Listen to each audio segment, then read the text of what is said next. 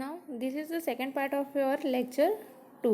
Okay, now first part में हम लोग ने पढ़ा है about our defect classification and requirement defect. Okay, now in this part we will learn about our second defect, that is design defect. Now design defect क्या होता है कि डिज़ाइन डिफेक्ट में the problem with the design creation and implementation.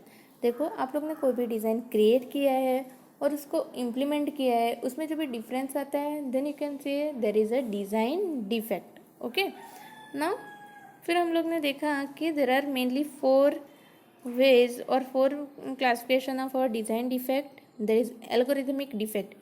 Algorithmic defect क्या होता है? This defect may be introduce in a product if design of various decision are not handle properly. देखो, आप लोग ने कि जो भी आप लोग के डिसीजन मेकिंग स्टेटमेंट रहते हैं आपके डिज़ाइन में या आपके सॉफ्टवेयर में, वो प्रॉपरली हैंडल नहीं हुए, then you can say there is a algorithmic defect. Okay, then second है module interface defect. Now this are the about communication problem between various module. For example, हमारा जो भी हम लोग सॉफ्टवेयर क्रिएट करते हैं उसमें अलग अलग मॉड्यूल रहते हैं. देखो, होम पेज का मॉड्यूल है, देन हमारे लॉगिन पेज का मॉड्यूल अलग आएगा, प्रोडक्ट डिटेल का मॉड्यूल आएगा. तो अलग अलग मॉड्यूल्स में हमारा सॉफ्टवेयर क्रिएट होता है. तो भी ये जो मॉड्यूल है उसके बीच में जो भी कम्युनिकेशन प्रॉब्लम रहता है, then that is called as a interface defect in your software. Okay, so if one module gives some parameter which are not recognized by the other, it create a module interface defect. For example, आप लोग ने home page पे से click किया कि product detail पे. Okay, तो आपका जो भी है आप लोग ने जो भी प्रोडक्ट की डिटेल मांगी है वो आपको वहाँ पे डिस्प्ले होना चाहिए.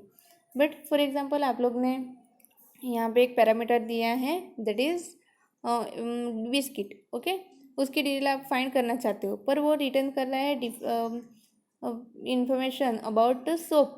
Then there is a gap between our this 2 module, then it is called as the module interface defect.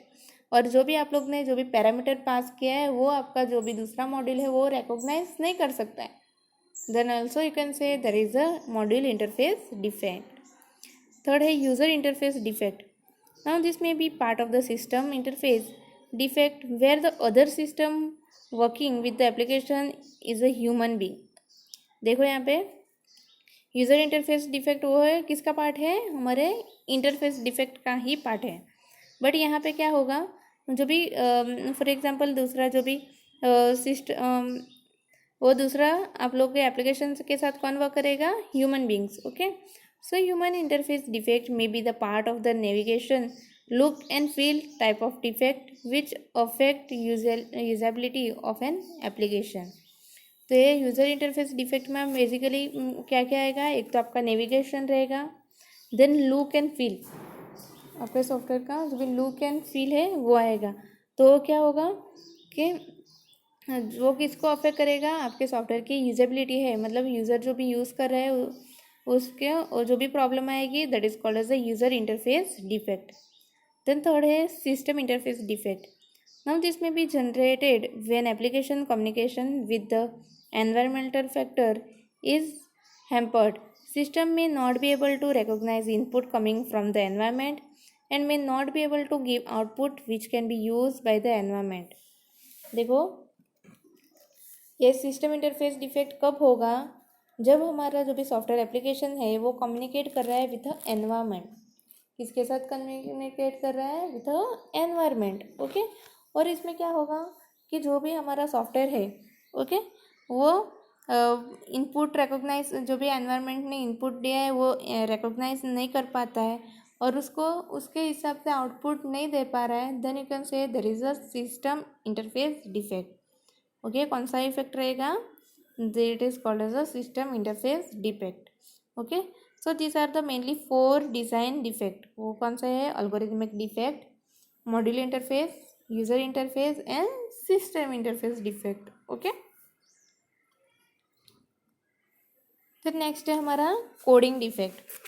Now this defect may arise when design are implemented wrongly, if there is a absence of development and coding standard, or if there are wrong, it may be lead to coding defect.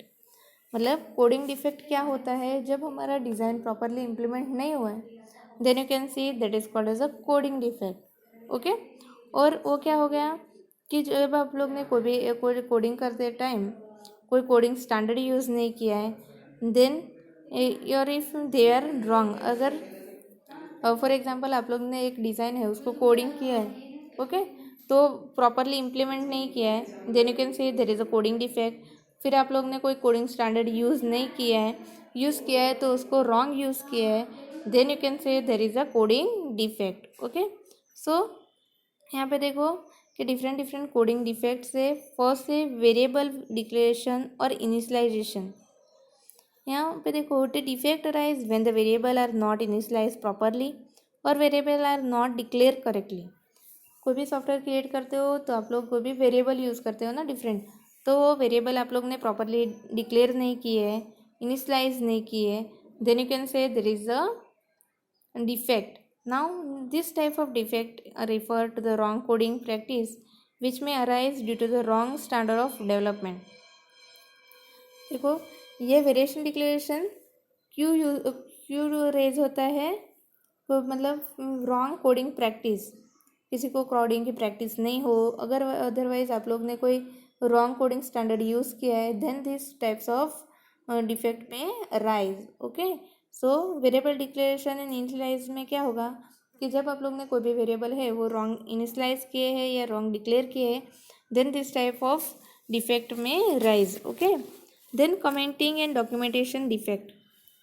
Now coding also need acquired commenting to make it readable and maintenance in future. For example आप लोग coding कर रहे हो ना, तो हम लोग coding में कमेंट यूज़ करते हैं।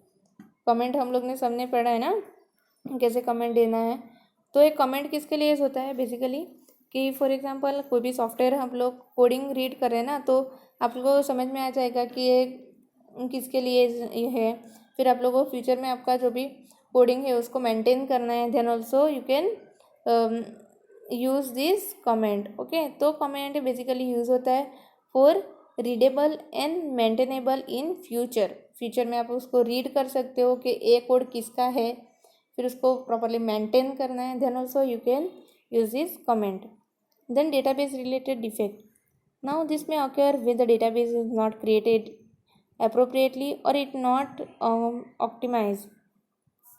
डेटाबेस रिलेटेड डिफेक्ट कब रेज होता है, फॉर एग्जाम्पल आप लोग ने जो आपका डेटाबेस है वो प्रॉपरली क्रिएट नहीं किया है, then this type of defect may be rise.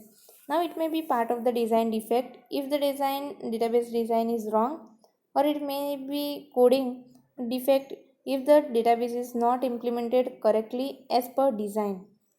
देखो ये जो हमारा डेटाबेस रिलेटेड डिफेक्ट है उसको आप लोग डिज़ाइन डिफेक्ट भी बोल सकते हो। कैसे, फॉर एग्जांपल आप लोग ने आपका जो भी डेटाबेस है वो प्रॉपरली डिज़ाइन नहीं किया है, then you can say it is design defect. और जब आप लोग ने वो डिज़ाइन तो किया है पर उसको प्रॉपरली इम्प्लीमेंट नहीं किया है, then you can say that is a coding defect. Okay, so there are 3 types of coding defect. कौन कौन से, variable declaration and initialization, commenting, then database related defect. और ये कोडिंग डिफेक्ट कब होता है, जब आप लोग ने प्रॉपरली ये कोड नहीं किया है और जो भी आप लोग ने कोडिंग स्टैंडर्ड यूज़ नहीं किया है और आपका डिज़ाइन प्रॉपरली इम्प्लीमेंट नहीं किया है, then you can say there is a coding defect. Okay, then next है हमारा testing defect. Now this defect may introduce in application due to the wrong testing और defect in the test artifact leading to wrong testing.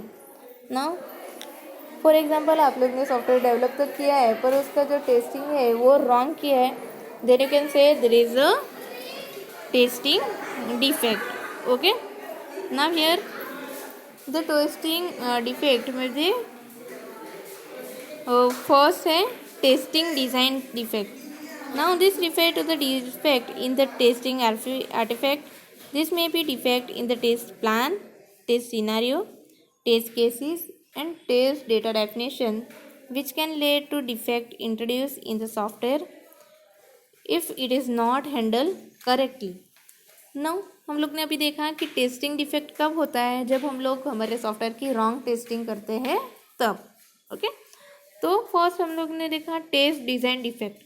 उसमें क्या रहता है कि वो defect किस में आ सकता है, आपने जो भी टेस्ट प्लान क्रिएट किया है, फिर टेस्ट सिनारियो जो भी प्रिपेयर किया है, टेस्ट केसेस डिज़ाइन किए हैं, टेस्ट डेटा की डेफिनेशन है, उसमें जो भी डिफेक्ट रहता है then it is called as a test design defect. Okay, then second है हमारा test tool defect. Now generally assume that there are no defect in test tool. Any defect introduced by the test tool may be very difficult to find and resolve, as one may be have to find the defect using manual test as against automated tool. देखो यहाँ पे test tool defect क्या होगा कि generally ये जो test tool defect है वो वेरी डिफ़िकल्ट है टू आइडेंटिफाई, उसको हम लोग इजीली आइडेंटिफाई नहीं कर सकते हैं और उसको इजीली रिजॉल्व भी नहीं कर सकते हैं। Okay, so you may have to find the defect using manual test against automated tool, मतलब आप लोग को मैन्युअली भी डिफेक्ट फाइंड करना पड़ेगा to find this type of defect. Okay, then third है test environment defect. Now this defect may arise when the test environment is not set properly. For example आप लोग को कोई भी टेस्टिंग करना है पर आपका उसका एनवायरनमेंट प्रॉपरली सेट नहीं किया है, then this type of defect में भी अराइज। नाउ टेस्ट एनवायरनमेंट में be a comprise of hardware, software and simulators and the people doing testing. If test environment definition and reality are mismatch, it may lead to defect, and this test environment may include operator training also. Okay, देखो यहाँ पे test environment defect में क्या होगा, पहले तो test environment में क्या रहता है कि जो भी आप लोग को हार्डवेयर चाहिए टेस्टिंग करने के लिए, फिर सॉफ्टवेयर और सिमुलेटर, देन पीपल्स, कितने पीपल चाहिए आपको टेस्ट करने के लिए, ये सारा किस में आता है, टेस्ट एनवायरनमेंट में। ओके, तो जो भी आप लोग ने टेस्ट एनवायरनमेंट डिफाइन किया है और रियलिटी में आपके पास जितने हार्डवेयर एंड सॉफ्टवेयर है उसमें मिसमैच हो गया, then you can say there is a test environment defect. Okay, तो ये है आपके 3 टेस्टिंग डिफेक्ट। वो है कि टेस्ट डिज़ाइन, तो उसमें क्या क्या आएगा, जो भी आपके टेस्ट केस है, टेस्ट प्लान है, टेस्ट सिनेरियो है, उसमें डिफेक्ट रहेगा, that is called as a test design defect. The next है test tool defect and test environment defect. Okay, तो आज हम लोग ने क्या पढ़ा कि डिफरेंट डिफेक्ट क्लासिफिकेशन। फर्स्ट था हमारा रिक्वायरमेंट डिफेक्ट, जो भी यूज़र की रिक्वायरमेंट है उसमें डिफेक्ट आया, then it is called as a requirement defect. Then design defect में क्या होगा कि that is the this defect may due to the problem with design creation and implementation, मतलब आप लोग ने जो भी डिज़ाइन क्रिएट किया है और उसके इम्प्लीमेंटेशन उसमें जो भी एरर है, then it is called as a design defect. Third है आपका कोडिंग डिफेक्ट। कोडिंग डिफेक्ट कब होता है, when there is a wrong implementation of your design, मतलब आप लोग ने डिज़ाइन जो है उसको रॉन्ग इम्प्लीमेंट किया है, then you can say there is a coding defect. Then last आता है आपका टेस्टिंग डिफेक्ट। टेस्टिंग डिफेक्ट क्यों होता है कि आप लोग ने जो भी टेस्टिंग परफॉर्म किए वो रॉन्ग परफॉर्म किए, then you can say there is a testing defect. Okay, so I hope you all understand today's topic. Thank you.